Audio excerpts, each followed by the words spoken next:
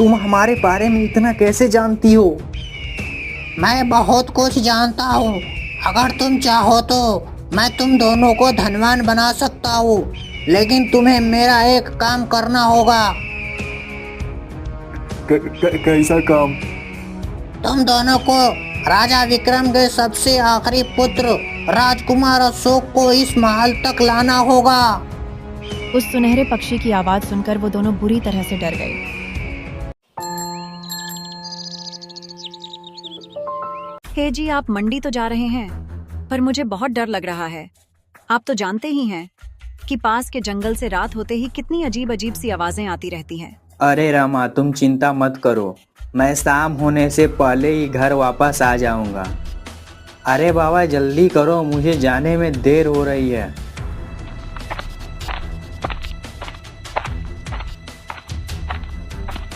अरे ओ राघव भैया, कहाँ बाड़ा हो? आवो तनी चलल जाओ। अरे वाह आदित्य, आज बहुत खुश लग रहे हो, क्या बात है? अरे राघव भैया, खुशी तो होगी ही ना। इस बार हमारी फसल कितनी अच्छी हुई है। अगर मंडी में अच्छी कीमत मिल जाएगी तो और भी सोने पे सुहागा हो जाएगा। हाँ आदित्य, तुम्हारी बात तो बिल्कुल सही है।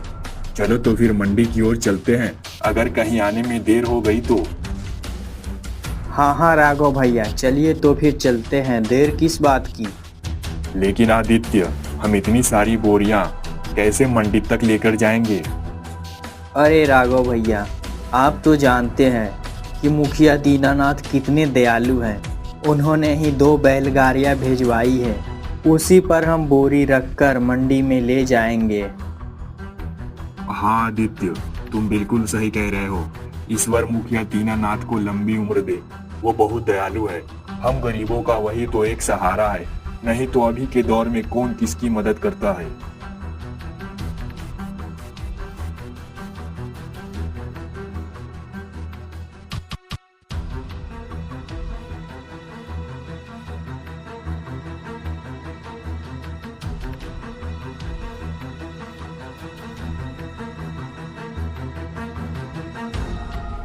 उन्हें वापस आते हुए शाम हो जाती है। आदित्य और राघव डरे सहमे जंगल के रास्ते घर जा रहे थे। अरे राघव भैया, गांव के मंडी में मंदी कुछ ज़्यादा ही हो गई है। अब तो ऐसा लग रहा है जैसे हम दोनों को कैलाश नगर जाकर ही कोई व्यापार करना होगा। अरे आदित्य, व्यापार तो तुम ऐसे बोल रहे हो जैसे कि व्यापार मुफ्त में होता है। अरे व्यापार के लिए धन की आवश्यकता होती है। अब तो मित्र, हमारे पास एक ही रास्ता रह गया है। कौन सा रास्ता राघव भैया? अरे आदित्य, क्यों ना हम दोनों कैलाश नगर के राजा विक्रम से सहायता मांगने चले। मैंने सुना है कि राजा विक्रम गरीबों की बहुत मदद करते हैं। आपने बिल्कुल सही कहा राघव भैया, मुझे भी यही लगता है। आदित्य ने इतना कहा ही था कि तभी राघव की नजर जंगल में एक महल पर पड़ी, जो कि अब खंडहर में तब्दील हो चुका था। उस महल को देखकर राघव आदित्य से बोला, मेरी आज तक समझ में नहीं आई कि आखिर ये महल है किसका। यहाँ से जल्दी जल्दी चलो राघव भैया। कहते हैं कि इस मनहूस महल के दर्शन अगर किसी को हो जाता है तो उसका सारा दिन बेकार जाता है। अचानक से राघव के चलते हुए कदम रुक गए। क्या हुआ राघव भैया? मैंने जल्दी जल्दी चलने को कहा, मगर तुम तो रुक गए। देखो आदित्य, हम दोनों ठहरे बहुत ज्यादा गरीब। यदि हमारे सामने ये पुराना महल आया है, हालांकि ये खंडहर हो चुका है, परंतु मुझे विश्वास है कि इसके अंदर कुछ न कुछ तो ऐसा मिल ही जाएगा जिसे बेचकर हम धनवान बन सकते हैं। राघव की बात सुनकर आदित्य के अंदर का लालच जाग उठा।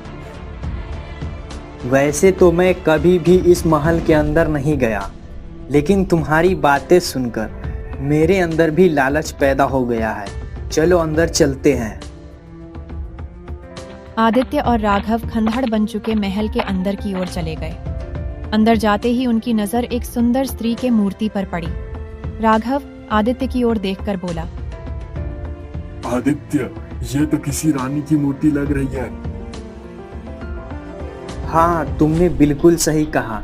इसका मतलब ये महल किसी राजा का नहीं बल्कि किसी रानी का होगा। आदित्य ने इतना कहा ही था कि तभी एक बड़े आकार का सुनहरा पक्षी उन दोनों के ऊपर उड़ने लगी, जिसकी आंखें लाल थीं और उसका शरीर सोने की तरह चमक रहा था। अचानक वो उन दोनों के सामने बैठकर उन दोनों को घूरने लगी। उस पक्षी की लाल आंखें देखकर उन दोनों के डर के मारे रोंगटे खड़े हो गए। राघव भैया, इतने बड़े आकार की पक्षी तो मैंने कभी नहीं देखी। आदित्य, तुम बिल्कुल सही कह रहे हो। इसकी आंखें तो देखो कितने भयानक है, और ये किस तरह हमें लाल आंखों से देख रही है। तभी वो सुनहरा पक्षी इंसानी आवाज में उन दोनों की ओर देखकर बोला,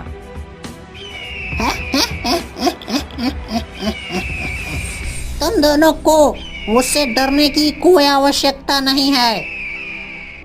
उस सुनहरे पक्षी की आवाज सुनकर वो दोनों बुरी तरह से डर गए। हमें जाने दो, हम यहाँ पर कभी नहीं आएंगे। हमें माफ कर दो, हम वादा करते हैं हम यहाँ पर कभी नहीं आएंगे। हमें जाने दो। मैं जानती हूँ कि तुम दोनों अपना जीवन बहुत ही गरीबी में बिता रहे हो। तुम्हारे घर पर कभी दोपहर का भोजन बनता है तो कभी रात का भोजन बनता है, और तुम्हारी बीवी और बच्चे कभी भी पेट भर भोजन नहीं खा पाते। तुम हमारे बारे में इतना कैसे जानती हो? मैं बहुत कुछ जानता हूँ। अगर तुम चाहो तो मैं तुम दोनों को धनवान बना सकता हूँ, लेकिन तुम्हें मेरा एक काम करना होगा। कैसा काम? तुम दोनों को राजा विक्रम के सबसे आखिरी पुत्र राजकुमार अशोक को इस महल तक लाना होगा। उस सुनहरे पक्षी की आवाज सुनकर वो दोनों बुरी तरह से डर गए। तुम जानते भी हो कि तुम क्या मांग रहे हो? हम ये काम कैसे कर सकते हैं? महल में बहुत अधिक पहरा होगा। हाँ हाँ हाँ आदित्य, बिल्कुल सही कह रहा है। हमसे इतना जोखिम भरा काम नहीं होगा। अगर कहीं हमें सिपाहियों ने पकड़ लिया तो राजा विक्रम हमें फांसी पर लटका देगा। तुम हमें यहाँ से जाने दो, हमसे ये काम नहीं होने वाला। सोच लो, अगर तुम दोनों मेरा यह काम कर दोगे तो मैं तुम्हें एक ऐसी चीज दूंगा जिससे तुम जो भी चीज मांगोगे वह चीज तुम्हारे पास आ जाएगी। तुम उससे जितना भी धन मांगोगे उतना धन तुम्हें मिल जाएगा। फिर तुम आराम से रहोगे। उसके बाद हमेशा तुम धनवान की तरह रहोगे। तुम्हारे पास इतना सारा धन हो जाएगा कि गरीबी क्या होती है तुम्हारे आने वाली पीढ़ी भी भूल जाएंगे। सुनहरे पक्षी की बात सुनकर राघव और आदित्य के मन के अंदर का लालच जाग उठा। राघव गहरी सोच में डूब गया और कुछ सोचने लगा। कुछ सोच विचार करने के बाद राघव उस सुनहरे पक्षी की ओर देखकर बोला, अच्छा तो ठीक है, तुम हमें 2 दिन का समय दो। मैं तुम्हें 2 दिन का समय नहीं बल्कि 1 हफ्ते भर का समय देता हूँ। अगले शुक्रवार तक तुम राजकुमार अशोक को यहाँ पर ले आना। अब तुम दोनों जा सकते हो। राघव और आदित्य उस खंडहर नुमा महल से बाहर निकल आए और सीधे अपने घर पर आ गए। उन दोनों का परिवार एक ही घर में रहता था। आदित्य राघव की ओर देखकर बोला, राघव भैया, मुझे तो बहुत नींद आ रही है। हम सुबह इस बारे में चर्चा करेंगे। इतना बोलकर आदित्य अपने कमरे में सोने चला गया। मगर आदित्य के दिमाग में अभी तक वो घटना चल रही थी। आदित्य का घबराया हुआ चेहरा देखकर उसकी पत्नी रमा उससे बोली, क्या बात है जी, आपके चेहरे पर चिंता की लकीरें क्यों झलक रही हैं और आप इतने घबराए हुए क्यों हैं? आदित्य अपनी पत्नी को सारी घटना बताते हुए बोला, तुम ही बताओ रमा, हमें क्या करना चाहिए? हमें उस महल की तरफ दोबारा मुड़कर देखना चाहिए या फिर? तो क्या इसके लिए तुम राजकुमार अशोक का अपहरण करोगे? पता नहीं वो रहस्यमयी सुनहरी पक्षी राजकुमार अशोक के साथ क्या करेंगे? मैं सच बताऊं तो रमा, मैं कुछ ऐसा ही सोच रहा हूँ। आखिर हम कब तक गरीबों में अपना जीवन यापन करते रहेंगे? कब तक हमें भूखे पेट सोना पड़ेगा? अरे डरने से पहले एक बार अपनी 16 वर्षीय पुत्री इंदु लेखा की ओर देखो। कुछ समय बाद हमें इसके हाथ पीले भी करने होंगे और उसके हाथ पीले करने के लिए हम इतना धन कहाँ से लाएंगे? अरे हमारे पास तो भोजन तक के लिए धन नहीं है, तो हम अपनी बेटी की शादी के लिए कहाँ से धन लाएंगे? आदित्य की बात सुनकर उसकी पत्नी चुप हो गई। सच तो ये था कि आदित्य की पत्नी रमा के अंदर भी लालच जाग उठा था।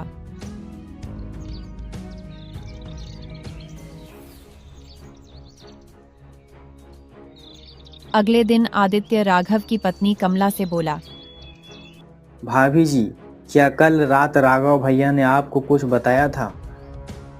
हाँ, बताया तो था और मैं तो झट से हाँ कर दी। मुझे तो लगता है कि आप दोनों को अभी से ही राजकुमार अशोक को अपहरण करने की योजना तैयार करना प्रारंभ कर देनी चाहिए। कुछ देर बाद राघव और आदित्य घर से बाहर निकल आए और आदित्य राघव से बोला, राघव भैया, हमारी पत्नी तो बड़ी आसानी से तैयार हो गई, लेकिन हम दोनों राजकुमार अशोक का अपहरण कैसे करेंगे? चिंता मत करो आदित्य, मेरी पत्नी बता रही थी कि राजा विक्रम का सबसे छोटा पुत्र राजकुमार अशोक सिर्फ 5 वर्ष का है और राजकुमार अशोक को एक दासी दोपहर के समय महल के बाहर बगीचे में खिलाने के लिए लेकर आती है। हमें सिर्फ चुपके से नजर बचा के 5 वर्षीय राजकुमार को उठा लेना है। आदित्य और राघव बातें करते करते कैलाश नगर की सीमा में प्रवेश कर गए और बड़ी चालाकी से महल के बगीचे में घुस गए। तभी उन दोनों ने देखा कि एक दासी राजकुमार को लिए हुए दूसरी दासी से बातें कर रही है। उन दोनों ने बड़ी ही चालाकी से राजकुमार अशोक को उठा लिया और राजकुमार को लेकर सीधे उस जंगल की ओर आ गए जहां पर खंडहर नुमा महल बना हुआ था। वो दोनों राजकुमार अशोक को लेकर जैसे ही उस महल के अंदर घुसे, तभी वो सुनहरा पक्षी उड़ता हुआ उन दोनों के सामने आ बैठा। मुझे विश्वास था कि तुम दोनों ये काम जरूर कर सकते हो। हमने तुम्हारा काम कर दिया, अब तुम अपना शर्त पूरा करो। हाँ, हमें तुम वो चीज़ दो जिससे हम धन प्राप्त कर सकते हैं। आदित्य ने इतना कहा ही था कि तभी उस सुनहरे पक्षी ने अपने मुंह से एक हीरा निकाल दिया। वो हीरा पूरी तरह से जगमगा रहा था। वो सुनहरा पक्षी उन दोनों की ओर देखकर बोला, इस हीरे को उठाकर ले जाओ। इस हीरे से तुम जो भी इच्छा मांगोगे वह तुरंत ही पूरा हो जाएगा। राघव और आदित्य हीरे को लेकर खुश होते हुए अपने घर की ओर चल पड़े और वह घर पहुंचते ही आदित्य उस चमत्कारी हीरे से बोला, हे चमत्कारी हीरे, मैं चाहता हूँ कि यहाँ पर बहुत सारा सोना और हीरे अशर्फिया सब कुछ आ जाए। वाह वाह वाह, अरे ओ राघव भैया, हम तो धनवान हो गए। सही कह रहे हो आदित्य, इतना सोना तुम मैंने कभी सपने में भी नहीं देखा। अब देर मत करो, जितनी जल्दी जितना सोना उठा सकते हो उठा लो। राघव और आदित्य उस सोने को आधा आधा आपस में बांट लेते हैं। हमारी गरीबी के दिन अब दूर हो गए। तुम बिल्कुल सही कह रही हो रमा। अब मैं अपनी बेटी इंदु लेखा का विवाह बड़ी ही धूमधाम से करूंगा। आदित्य ने इतना कहा ही था कि तभी रंग बिरंगे किरणों के साथ एक सुंदर स्त्री वहां पर प्रकट हो गई। उस सुंदर स्त्री को देखकर वे बुरी तरह से डर गए। राघव कांपता हुआ आदित्य की ओर देखकर बोला, ये तो वही सुंदर स्त्री है जिसकी मूर्ति हमने उस पुराने महल में देखी थी। कहीं ये क्या हो गया, यह हमें कहीं मार न दे। राजा विक्रम गुस्से से राजगुरु की ओर देखकर बोला। तभी वो सुंदर स्त्री अजीब अंदाज में हंसती हुई बोली, तुम दोनों मूर्ख, धन के लालच में अपने राजा से ही गद्दारी कर दी और उसके पुत्र को मेरे पास ले आए। मुझे पुनर्जीवित होने के लिए और अपना इंसानी शरीर पाने के लिए 2 लालची औरत और राजा के सबसे छोटे पुत्र की आवश्यकता थी। इतना बोलकर वो सुंदर स्त्री विमला और रमा को घूर कर देखने लगी। अचानक से वो तीनों वहां से गायब हो गईं और वहां का ढेर सारा सोना भी गायब हो गया। ये देखकर राघव और आदित्य बुरी तरह से घबरा गए। राघव भैया, ये सब क्या हो गया? आदित्य, लगता है हमारे साथ बहुत बड़ा धोखा हुआ है। राघव ने इतना कहा ही था कि तभी उसके बाहर से उनके कान में एक भारी आवाज टकराई। तुम दोनों की वजह से ये राज्य और इस राज्य के लोग कितनी बड़ी मुसीबत में फंस चुके हैं, तुम्हें इसका अंदाजा भी है? मन तो करता है तुम दोनों का गला अभी इसी सन काट दूं, लेकिन क्या करूं, मुझे राजगुरु ने रोक रखा है। ऐसी गलती भूल कर भी मत करना राजा विक्रम, नहीं तो तुम अपनी सौतेली माँ रुक्मणी को कभी भी नहीं हरा पाओगे। राजा विक्रम गुस्से से राजगुरु की ओर देखकर बोला। लेकिन राजगुरु, इन दोनों व्यक्तियों ने मेरे सबसे छोटे पुत्र राजकुमार अशोक का अपहरण किया है और आप कहते हैं कि मैं इन्हें ऐसे ही छोड़ दूं? मत भूलो राजा विक्रम कि इन दोनों को राजकुमार अशोक को उठाते हुए किसी ने नहीं देखा था। अगर मैं तुम्हें अपनी दिव्य शक्ति से नहीं बताता कि राजकुमार अशोक का अपहरण किसने किया है, तो तुम कभी भी जान नहीं पाते। इसलिए मेरी बात ध्यान से सुनो। ऐसा कोई भी कदम मत उठाना जिसकी वजह से हम सबको नुकसान उठाना पड़े। राजकुमार अशोक अभी भी सुरक्षित है। राजगुरु, आखिर ये सब क्या रहस्य है? वो सुंदर स्त्री आखिर कौन थी जो मेरी और राघव भैया की पत्नी दोनों को लेकर अचानक गायब हो गई? तुम दोनों की मूर्खता की वजह से ही उसकी खोई हुई शक्ति वापस मिल रही है। उसे अपना मकसद पूरा करने के लिए राजा का सबसे छोटा पुत्र और 2 लालची स्त्रियों की आवश्यकता थी। तुम दोनों मुझे पूरी घटना विस्तार से बताओ कि आखिर तुम दोनों ने ऐसा क्यों किया। आदित्य कांपते हुए सारी घटना राजगुरु को बताने लगा। सारी घटना सुनने के बाद राजगुरु उन दोनों की ओर देखकर बोला। जानते हो वो सुनहरा पक्षी कौन था? नहीं राजगुरु, हमें नहीं पता कि आखिर वो कौन थी, आप ही बताइए। वो सुनहरा पक्षी कोई और नहीं बल्कि राजा विक्रम की सौतेली माँ रुक्मणी थी, जिसे मैंने वर्षों पहले अपनी शक्ति से पक्षी में परिवर्तित कर दिया था।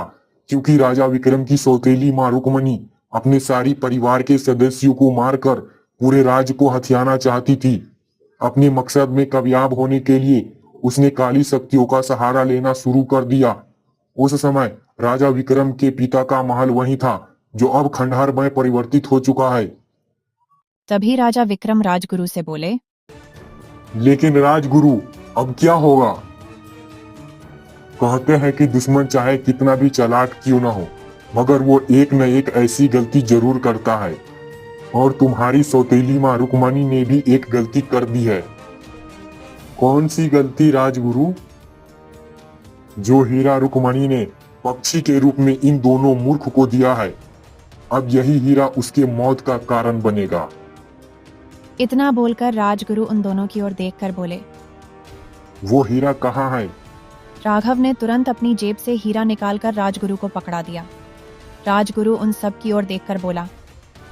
चलो मेरे साथ, आज चंद्र ग्रहण की रात है। इससे पहले कि वो अपने मकसद में कामयाब हो जाए, हमें उस महल के अंदर पहुंचना होगा।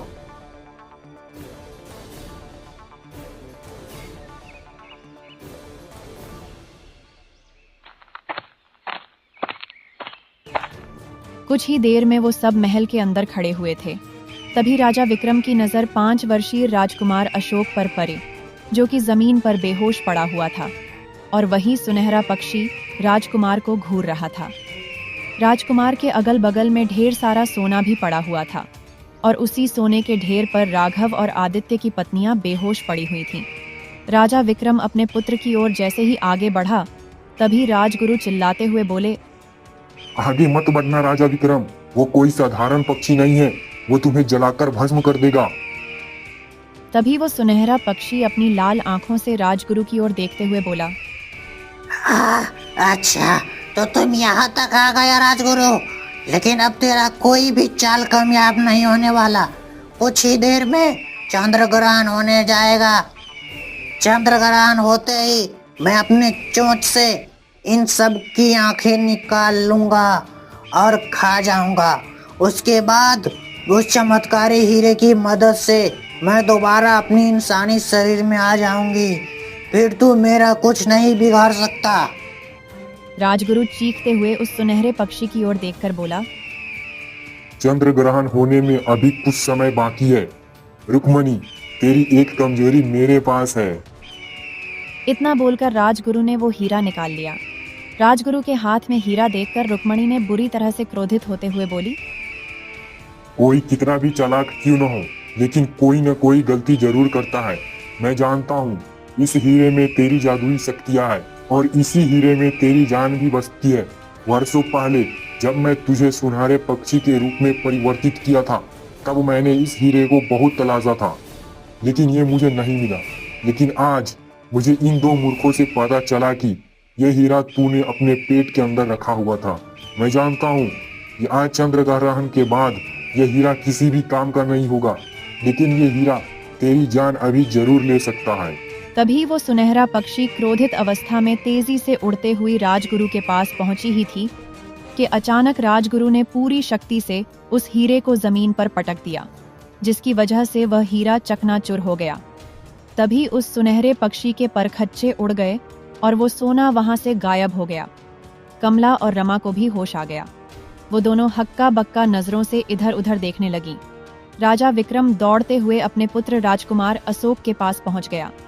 राघव और आदित्य राजा विक्रम की ओर देखकर बोला, हमें क्षमा कर दे महाराज।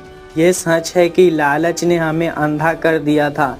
इस महल के अंदर प्रवेश करने से पहले हम आपके ही पास मदद के लिए आने वाले थे, लेकिन हम इस सुनहरे पक्षी की बातों में आ गए। इन दोनों को क्षमा कर दीजिए महाराज। इनकी गलती की वजह से ही आपकी सौतेली माँ रुक्मणी आज नर्क में पहुंच गई, वरना भविष्य में कभी न कभी वो किसी न किसी को अपना मोहरा जरूर बनाती। राजा विक्रम ने उन दोनों को क्षमा कर दिया और ढेर सारा धन भी दे दिया।